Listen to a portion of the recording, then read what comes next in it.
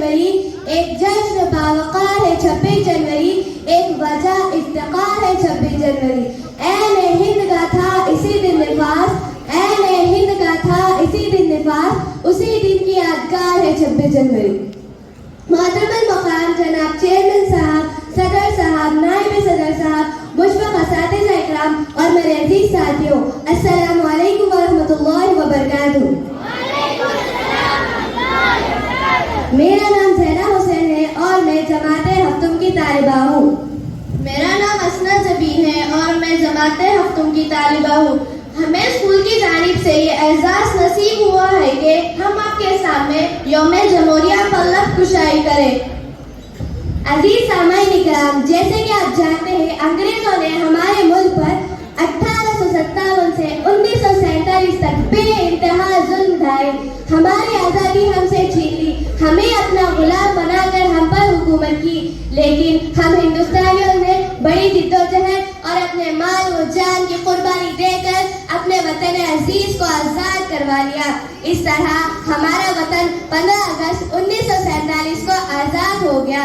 वतन तो आज़ाद हो गया, लेकिन आज़ाद मुल्क को चलाने के लिए नए दस्तूर की ज़रूरत महसूस होने लगी। 1947 से पहले यहाँ अंग्रेजों का कानून था जिस पर हम अमल पैरा नहीं हो सकते थे, लिहाजा नए कानून बनाए गए जिसको बनाने के लिए 2 साल 11 महीने 18 दिन का अरसा लग गया। ये दस्तूर B.R. अम्बेडकर की क़यादत में तकमील पाया। इसीलिए हम हर 26 जनवरी को यौम जमहूरिया का जश्न मनाते हैं।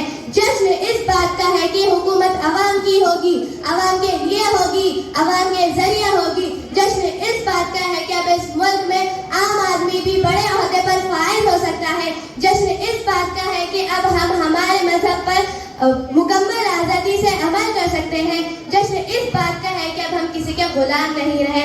अजीज सामाईन इकराम, हमारे मुल्क को आज़ाद होकर 77 साल हो चुके हैं।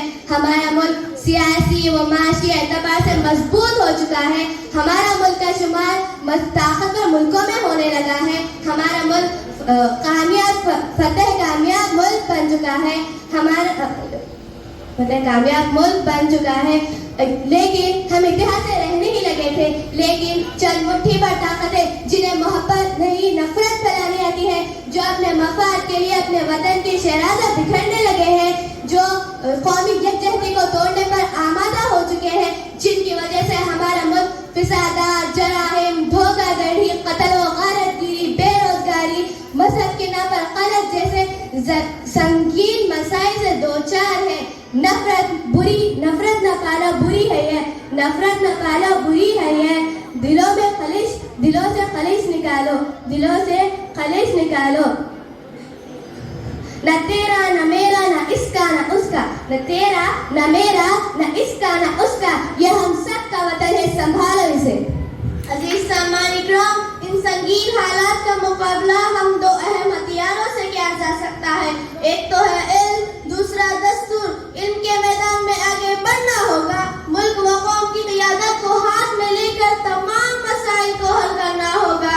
और दूसरा दस्तूर को पढ़ना व जानना होगा और अपने हुकूक को जानने के बाद अपने फराइज़ की अंजामदही करनी होगी।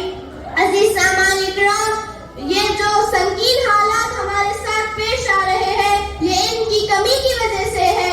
इल्म हर मैदान में कामयाबी दिलाता है। इसीलिए कहते हैं, अगर हम तालीम हासिल कर लेते तो मुल्क के कानून से भी वाकिफ हो सकते थे।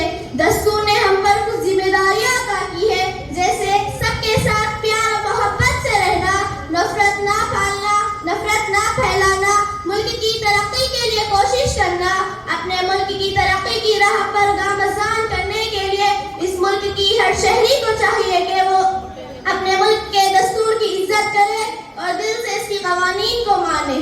अजीज सामाईन इकराम, हमें ऐसा बनना होगा कि किसी शायर ने क्या खूब कहा है, आंधियां जहां होगी हम शमा जला देंगे, आंधियां जहां होगी हम शमा जला देंगे, खुद बन के उजाला फिर जुल्मात को मिटा देंगे, खुद बन के उजाला फिर जुल्मत को मिटा देंगे। जरूरत इस बात की है कि हम सबसे पहले अपने आप को बदले, जरूरत इस बात की है कि हम सबसे पहले अपने आप को बदले और इत्तेहाद व इत्तेफाक बनाए रखें।